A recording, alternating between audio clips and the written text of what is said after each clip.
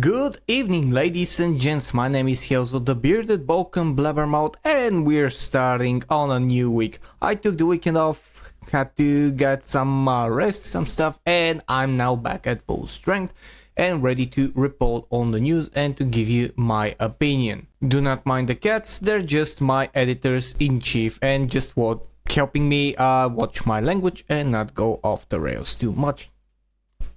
Now, I actually spent today just casually looking over Ubisoft stocks, and this is another topic that I am following and probably will make a video in the following days depending on how it goes. However, there is something else that caught my eye very much, and this is something by SmashJT who posted, and he actually wrote an article that we are going to now look, but it also has another earlier source that is basically the original poster. And what I want to focus this first minute on is to show you exactly what it means to have reporters integrity. I'm gonna show you, this is the article. Now we're going to come here. Diversity and Dragons is the channel. I strongly recommend you go and find it on X and find his YouTube video as well. The video is amazing. It's around, I think, 8 minutes long, if I remember. I watched it half an hour ago. SmashJT, 3 hours ago, posted this. Breaking: Corinne Busche has been hired on by Wizards of the Coast. This is our main topic of today. Yes, I have more info, but I'll save that for my story because Legacy Media is most likely going to try and steal this one as well. And of course, he is addressing what happened around a week ago, where this pseudo reporter from the mainstream media, Jeff Grubbs, who is also a shield for Alyssa Mercante, stole the article from SmashJT and Grums, claiming to be the original source, which of course everyone showered him with receipts that he is not, and he is nothing but content thief. And he says, remember when they report on this, watch who they source. And it's actually very interesting that because Diversity and Dragons reposted this and said, reminder that I had the scoop on this last night before everyone, and he has a link to a video and he is reporting on this before that. And in a sign of journalistic integrity, SmashJT says, yo, I've been informed you were first on this. I will credit you in my video. I haven't seen the video yet. I will watch it now. And currently I think it's what's happening right now. So this is something I just wanted to mention because this is how journalistic integrity works. If you're not first on the scene, then you credit whoever is, and of course you can get your own spin on the information, you can get your own viewpoint, but if you get the same information, then you should credit whoever did it first. Just how I'm basically reacting and giving you my opinion on what's already being said. I'm always crediting the sources that I have, in this case were Diversity and Dragons and SmashJT. But to get to the main topic of the video, this is the article by SmashJT that he wrote extensively, and the interesting thing is, from what I just said, that both of them, Smash and Diversity and Dragons, have sources inside Wizards of the Coast allegedly that show them the exact same information. Exclusive breaking: Corinne Busche hired by Wizards of the Coast Skeleton Key Studios. Wizards of the Coast secretly hires Corinne Busche at Skeleton Key Studio. Now, if you don't know who Corinne Busche is, by the way, this is the man pretending to be a woman, who destroyed Dragon Age, the Velgard, self-inserts, narrative inserts, transgenderism inserts, and the barfs and I'm non-binary comments in the game, making it basically a propaganda piece clouded in some thin layer of gaming is what happened, and Corinne Busche is the one responsible for it. But let's see, in a move that will no doubt raise eyebrows throughout the entire gaming community, I've been tipped off by an insider that Wizards of the Coast has quietly hired Corinne Busche, the failed director of Dragon Age the Velgard, to work at their newly formed studio Skeleton Key. A reminder that Corinne Busche allegedly left BioWare and their Edmonton studio, that is amid a lot of restructuring of the company's assets by EA to focus on Mass Effect, which means basically a lot of layoffs, but we'll see that. According to an anonymous source inside Wizards of the Coast, Busche's hiring wasn't announced publicly, but my exclusive source said specifically, I just heard a rumor that Corinne Busche was hired on at Skeleton Key, but sure enough, I checked my team's organizational charts and he is there. The name of course is redacted for anonymity, and continues, but I'm not pleased about the turn of events. And this discovery, as Smash writes, is after the rumors have begun to swirl. There is nothing official that has been posted publicly either by Corinne Busche, Wizards of the Coast, or Skeleton Key Studios as of the time of this publication. Here is a quick recap of Corinne Busche. As I mentioned, biological man who identified as transgender, failed director of Dragon Age the Veilguard, basically responsible for the game's absolute failure. And by failure, I do mean absolute failure. 1.5 million copies sold around, with at least $200 million budget, which will be available in the next following days as information after the quarterly meetings at the company. Smash writes, the backlash against the Veilguard was swift and overwhelming. Electronic Arts reported that the game came up about 50% short of their sales expectations. It's not 50% sales shows because they should have had at least 7-8 million copies sold. He also continues, why is the Wizards of the Coast hiding this? Busche's hirings at Skeleton Key seems to have been deliberately kept under wraps. Of course it's going to be kept deliberately under wraps. The backlash of anything that this person is involved in would be absolutely phenomenal. So they want to keep it absolutely quiet as long as possible. Most likely to avoid backlash from the gaming community. Yeah, exactly. Like, you don't know what's gonna happen. Everything that this person touches from now on will be labeled as a failure, because if you can fail a franchise like Dragon Age with one swift move, then you're an absolute undesirable in the gaming community, and nobody should ever have any business with you. This is my opinion. If you are Corinne Busche and doing what Corinne Busche does, hoping any memory of him will just fade into the abyss. And Wizards of the Coast is no stranger to controversy, as its mishandling of Dungeons and Dragons and Magic the Gathering over the past few years has already put them in hot water with a long-time fans of the series. So I am not very familiar with that particular controversy.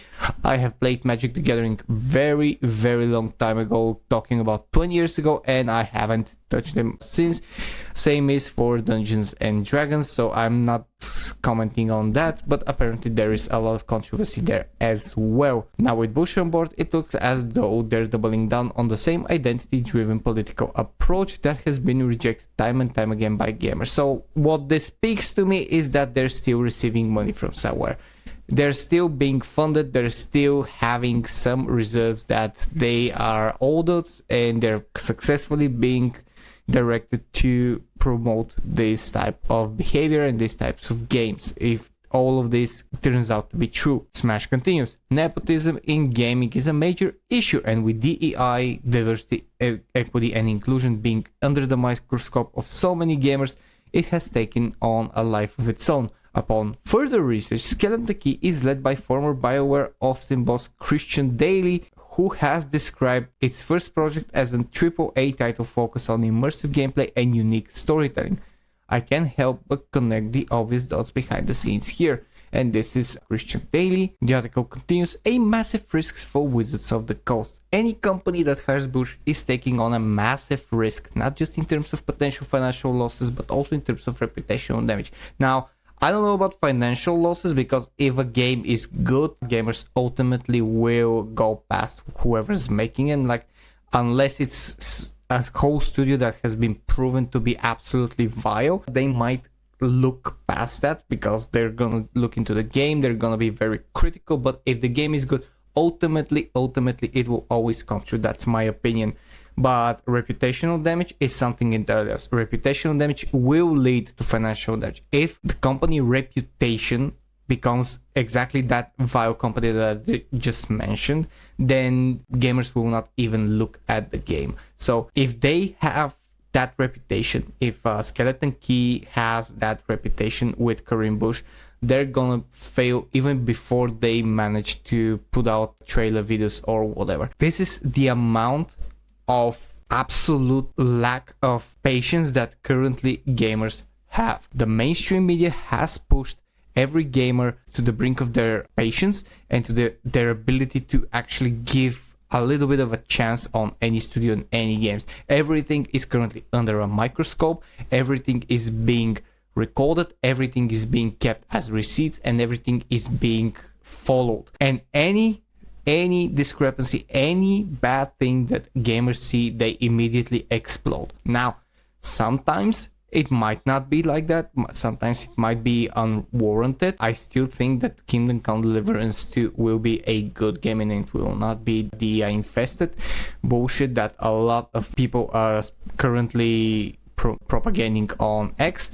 However, currently that's the reality, and that's what we are driven to be. The simple truth is that we're currently so stretched thin in terms of our minds that we don't have the ability to offer any leeway to gamers. Very few people do it. Let's say, for instance, Smash JT is one of the more centered people, but he's a very big minority on the gamers' webs, on the gamer side, because a lot of people are just so done with every type of bullshit that has been thrown their way for the past 10 years that they're now criticizing everything that they don't immediately like. And that's fair, even though it is wrong. And it is fair because, on the other hand, they were giving companies and AAA studios and media outlets the benefit of the doubt for so long, and they were taking advantage for so long, spent money on stuff that turned out to be absolute shit for so long,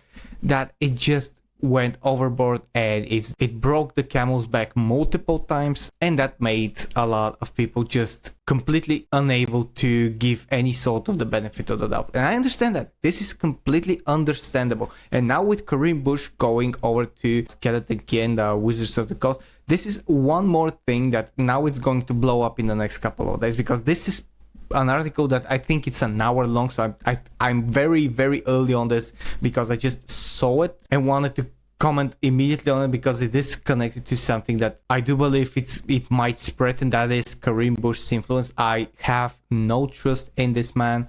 I have no trust in any ability that he's going to provide any quality advice or direction to any studio. And there is still a little voice inside of my head that's saying, okay, might be that he's learned his lesson and he might just go and prove his talents. And I'll say no, but the voice is still there. You know what I mean? And this little voice is constantly telling me, wait and see, don't judge. But I can't help it but think that this is just the recipe for disaster, and Corinne Busche's presence into any studio is an absolute recipe for complete and total disaster. And the sad thing is that I'm probably going to be right, and everyone who says something similar is going to be right. And whatever happens, Skeleton Key and Wizards of the Coast will suffer a massive reputational loss because of that. They're now going to be forced to publicly declare that, because when that story by Smash and by Diversity and Dragons aired, they're now going to be faced with a lot of public backlash. People are going to start tagging them. People are going to start asking them the uncomfortable questions, which are to actually be truthful and say it publicly. And now they're going to have to publicly announce it very, very soon. I'm expecting it to be until the end of the week. And once that happens, just everyone and their mother who hasn't heard this news before is going to be like, nope. Because we know what Corinne Busche did to Dragon Age and the entire franchise. We know the massive loss that the game and the studio suffered from that. We see that probably, allegedly, the Edmonton studio is going to be completely closed. We are seeing the layoffs that are coming. We're seeing how much BioWare is now struggling because of that and because of the massive financial loss that they endured with Dragon Age. And all of this is telling them, hell no, I'm not going to support anything that this absolute abhorrent person has their hands on. And that's just the truth. When you build such a bad reputation for completely destroying franchises, for being such an abhorrent person that you just want to insert yourself and your ideology into games without any any vision of what the actual gamers want, without any vision to do everything in your power to bring the game to a success, that's how the people will see you from now on, and wherever you go, actually, it's going to be the same. And I don't think such a public image can be fixed, at least now, not in the following decade. So the only thing that I can say to Skeleton Crew and Wizards of the Coast is good luck. Hope you know what you're doing, but do be prepared for the absolute backlash that you're going to be receiving regarding Corinne Busche. And I hope you got your pants tight. That's all I can say. Thank you very much for watching this video if you did until now. If you enjoy my content, press the like and subscribe buttons on my channel. Press the join button if you want to support my journey through YouTube directly and become part of the DiscussThing guild. And if you want to support my campaign into helping homeless animals and animals in shelters, press the Patreon link down in the description below and become a member there. Thank you very much for watching. My name is Hiezo. This was DiscussThing, and I'll see you guys in the next video. Cheers and stay fresh.